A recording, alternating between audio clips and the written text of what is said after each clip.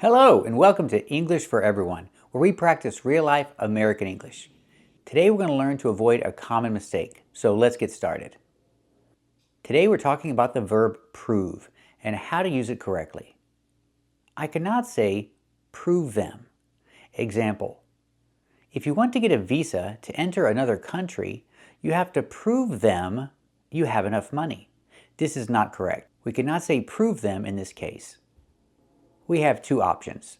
You can say prove to them. You have to prove to them that you have enough money. To get a visa to enter another country, you have to prove to them that you have enough money. I cannot say prove them, I have to say prove to them. Or I can eliminate it. I can eliminate to them and just say, to get a visa, you have to prove that you have enough money. You've got to prove to them that you're not going to give in to their pressure. I wanted to prove to them that I wouldn't drop down dead. I'd really like to get back to work now so I can prove to them that the faith they put in me wasn't a mistake. Then you gotta qualify and prove to them you can step onto the runway and not get killed.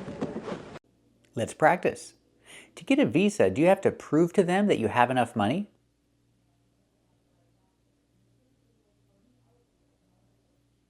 That's right. To get a visa, you have to prove to them that you have enough money.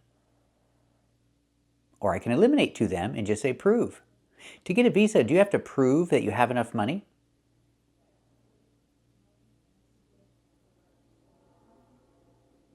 That's right. To get a visa, you have to prove that you have enough money. You have to show proof. You can't just say, yes, I have the money. You have to show proof. Remember, proof is the noun and prove is the verb. And remember, proof is not countable. I cannot say a proof or two proofs.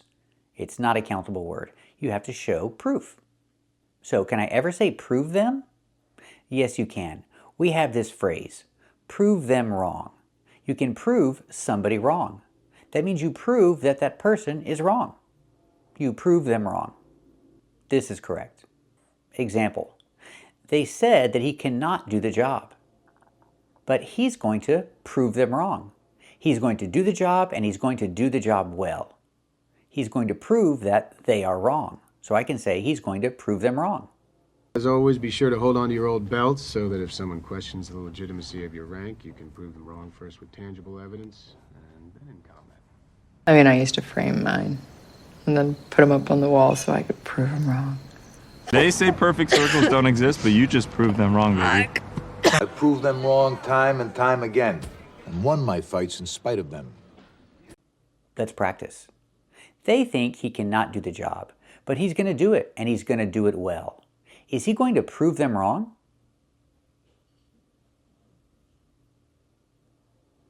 That's right, he's going to prove them wrong. So remember, when you're using the verb prove, be careful how you use it. We cannot say you have to prove them that you have enough money. You have to use to. You have to prove to them that you have enough money. Or take out to them and just say you have to prove that you have enough money. But we also have prove them wrong. You can prove somebody wrong. That means you prove that that person or those people are wrong. Thank you for watching and keep watching for more. Today we're going to learn some difficult pronunciation, so let's get started. Today we're practicing with these two words, contribute and contribution. The pronunciation is a little different, so let's get started. With the verb, we say contribute. We put the stress on the second syllable. Contribute. Contribute. The first syllable is not stressed, so we make the short sound. Contribute. Then for the second syllable, we have TR, and TR makes the ch sound like chicken, plus the R together, contri.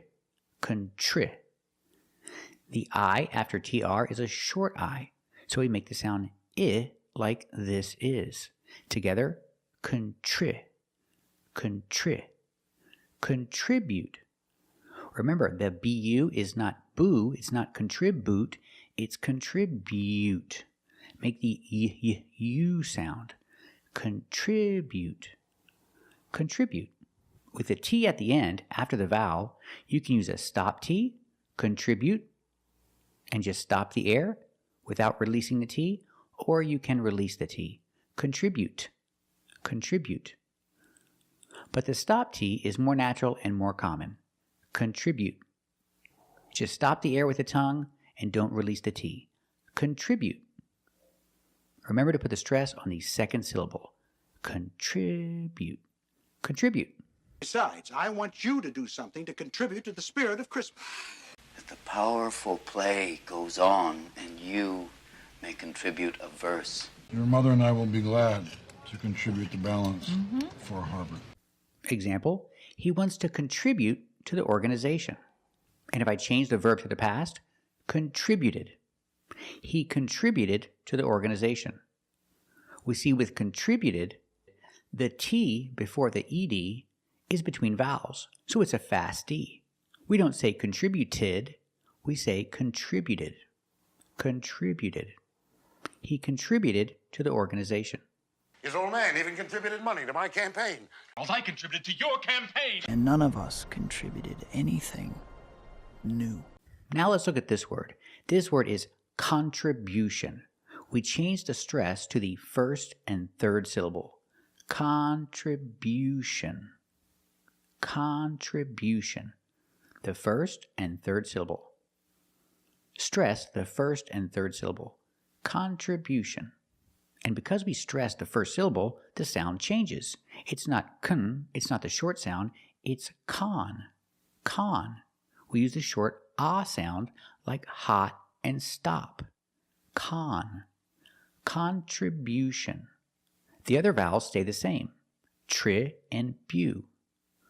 But the stress is different. Contribution. We see at the end with T-I-O-N, you hear the sound sh, like she and shoe. Contribution. My contribution to the world. This panel recognizes the IMF's contribution to global security. His contribution was small, but they appreciated his contribution. Contribution is a noun. Again, his contribution was small, but they appreciated his contribution. Let's practice. Does he want to contribute to the organization?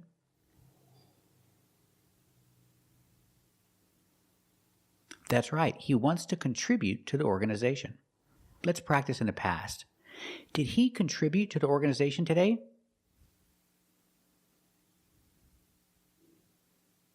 That's right. He contributed to the organization today. Was his contribution large or small? That's right. His contribution was small. But did they appreciate his contribution?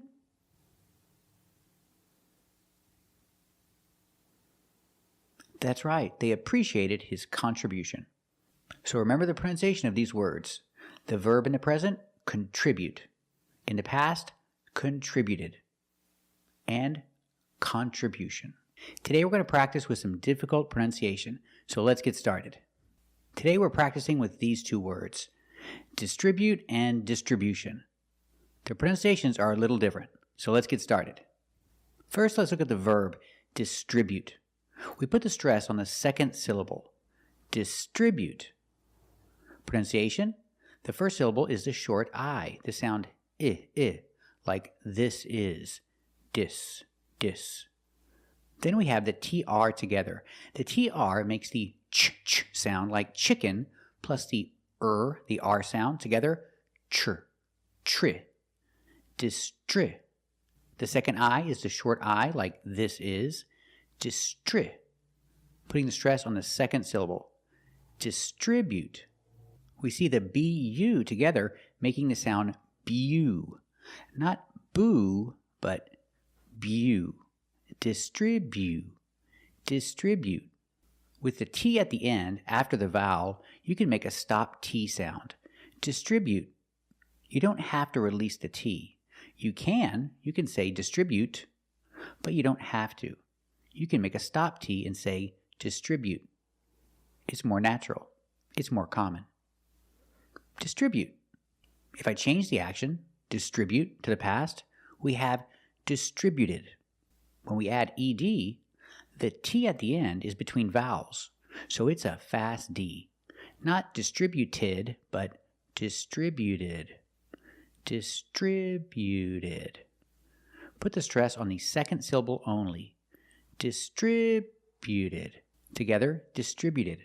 George Young, you stand accused of possession of 660 pounds of marijuana with intent to distribute. But look, I'll just throw a couple brackets under there to distribute the weight more evenly. Well, we're only here to distribute the water, but hey, I got good news. Now let's look at this word. This word is distribution. We move the stress to the first and third syllables. The first syllable, dis. Distribution. And the stress on the third syllable too, with bu. Distribution. Stress on the first and third syllable. And remember, it's not distribution, it's distribution. Make that u sound after the b. Distribution. This is a distribution center. You can call it a warehouse, or you can call it a distribution center. Example, they distribute their products from the distribution center. We see both words. They distribute their products, with a stress on the second syllable, distribute. They distribute their products from the distribution center. Distribution with a stress on the first and third syllable. Distribution. Again, they distribute their products from the distribution center. Let's practice. Do they distribute their products from the distribution center?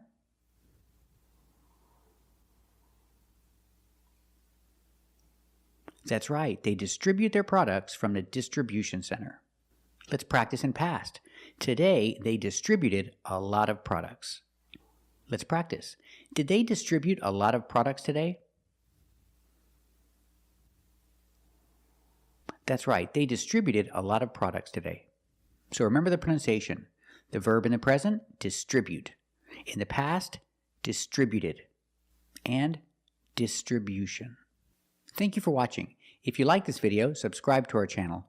And if you want to become a member, click the join button. And we'll see you next time.